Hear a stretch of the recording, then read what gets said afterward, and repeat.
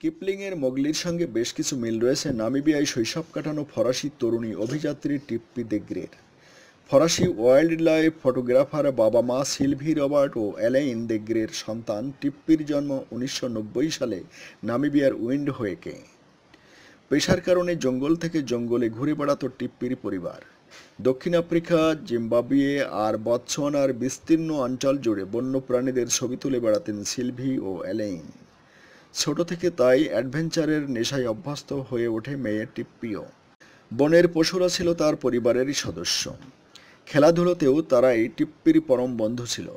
5 ton ওজনের বিশাল হাতি যেন তার বড় ভাই। মিরক্যাট, উট পাখি, জেব্রা শাবক আর চিতারা ছিল তার খেলার সঙ্গী। আবার খেলার ছলে জঙ্গলের কোলাব্যাঙদের যখন তখন কোলে তুলে নিতেও ভয় পেত না টিপ্পি। ঠিক যেন কিপলিংয়ের মোগলি।